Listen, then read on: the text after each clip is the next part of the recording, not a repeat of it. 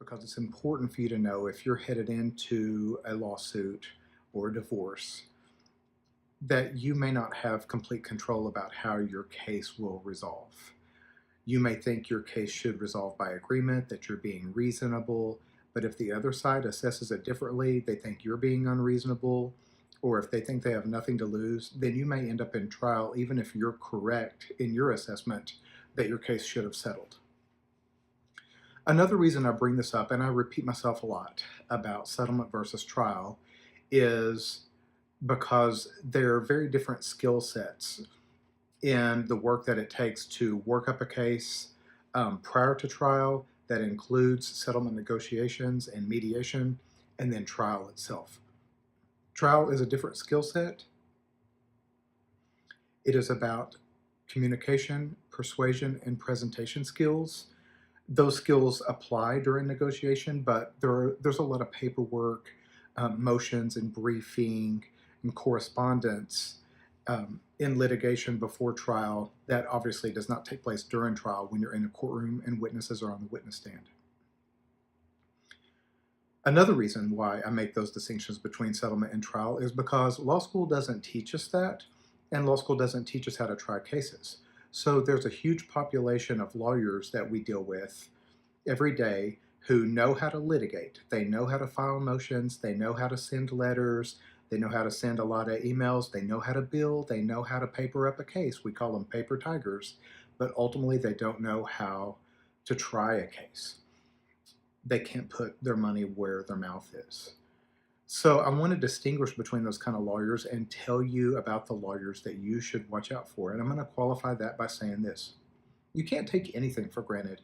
You can't take anybody for granted. Even if your case involves a lawyer on the other side that everybody knows has a reputation for maybe being lazy or not being thorough, doesn't have attention to detail. You never know when they're going to step up their game or why, what motivates people, and they may put on a good case. That's just a reality. So I'm speaking in general terms right now about two types of lawyers. The first type of lawyer is the most common one, and it's the one that can be the most upsetting to deal with, and that is the paper tiger or the litigator. All right? So they are going to use a lot of big words, and they are going to literally and figuratively point fingers. They're going to call names whenever there's a hearing in court. They make the case about the lawyers rather than the litigants. They're going to say things like, Mr. Bundy clearly doesn't understand the law, and make little head motions and things to inflame the case and to push your buttons. And they're very good at it. You have to have some perspective to be able to recognize what's happening and what's not happening. I'm going to read you some examples. This is a part of an email that was sent to a lawyer in my office. I want my discovery today delivered in hard copy. Her objectives and tactics chosen to achieve those objectives are disingenuous. That's an email from the opposing lawyer talking about our client. And then in another case involving an injury to our client, the defendant had denied liability. So we sent them a simple discovery request. Tell us your reasons for denying liability. And this is what the defense lawyer said. Objection. Overbroad, unduly burdensome, premature as discovery has just begun, seeks information protected by the attorney-client privilege or the work product doctrine. So what they're telling us is we deny liability and we're claiming that the reason for our denial is covered by the attorney-client privilege, so we're not even going to tell you. And our clients get this information. They see these emails. They see these letters. What does this mean? What do they know something that we don't? How do we defend against this, right? And then even in court, you'll see that lawyer who will stand up. They'll wave their arms really big. They may get up on their chair, throw papers, jab in the air. They may say things that you think, wow, I don't think that's true. Or they'll say things about the lawyer and make it about a case between the lawyers rather than the facts of the case. And that can be really disconcerting. What do we do? Why are they acting that way and you're not? What's the difference there, right? Well, I'm going to tell you about another kind of lawyer who, when I walk into court, he extends his hand and shakes my hand, says, hello, Aaron, how are you? And the lawyer who, when we send discovery requests to, we get a complete set of answers with no objections. And the lawyer who never sends an email saying your client did this or your client did that, or I'm going to do this to your client if this doesn't settle. That lawyer, that quiet, polite lawyer, is a very dangerous person. And here's why. That lawyer's not afraid of trial.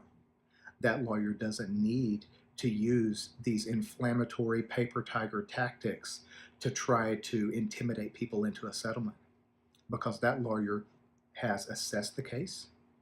They're not afraid of the evidence. They'll give it to you in discovery. They may give it to you as a voluntary disclosure without even getting a discovery request from you, and they're going to announce ready for trial, and they will kick your butt if you don't watch out. I can tell you a couple of stories about those guys.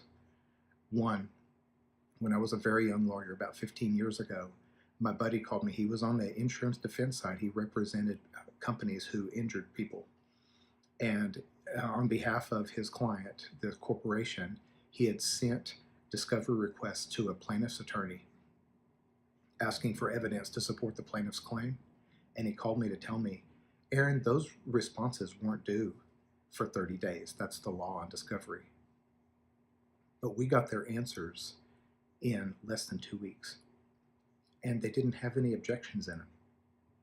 And all the responsive documents, the exhibits in response to discovery, they had numbers on them, exhibit stickers, as if the guy was ready for trial. And it was clear to my friend, and it was clear to me on that phone call, that that plaintiff's attorney had been ready to try that case before he had even filed the lawsuit, and was ready to go even early in the discovery stage.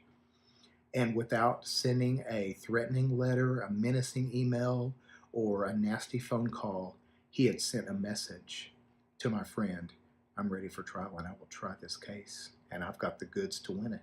And that case settled favorably for the plaintiff. Another story is a lawyer I know in town, quiet, unassuming. He's not on the billboards. He doesn't throw things in the courtroom. He doesn't yell at the judge or his opposing lawyer. Really unassuming gentleman.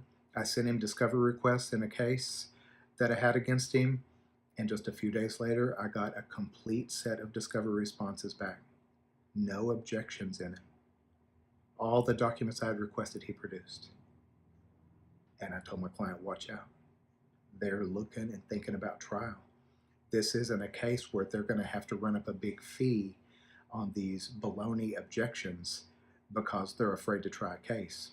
This guy's ready, and he's getting ready for trial.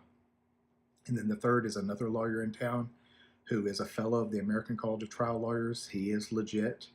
And whenever a lawyer goes up to him and jabs their finger in the air or tells him, sir, your client, he is a bad person, he is violating the law.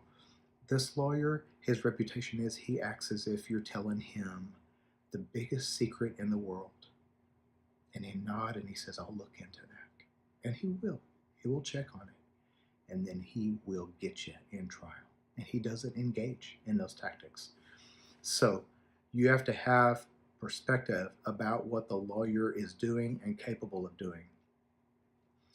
If you're ever called in to sit on a jury, the judge will give you some instructions. And one of those instructions is that what us lawyers say is not evidence. We get to put our spin and perspective and interpretation of evidence to judges and juries to help them see the evidence for what it means. But what we say is not evidence. We're not witnesses in the case. We're advocates. We're a mouthpiece for our client in our side of the case. So you have to know that what we say when a lawyer files a motion or writes a letter, at best at that point, it is a wish list for their client. It doesn't necessarily mean anything other than it does give you a signal about what they may say in court. So you need to look at it and assess it for its truth or partial truth or its complete untruth and be prepared to defend it and address it. But that doesn't mean that you're saying, oh, this is true, it's valid, or this is what they're going to get, this is what the judge is going to do. It does not mean that necessarily at all.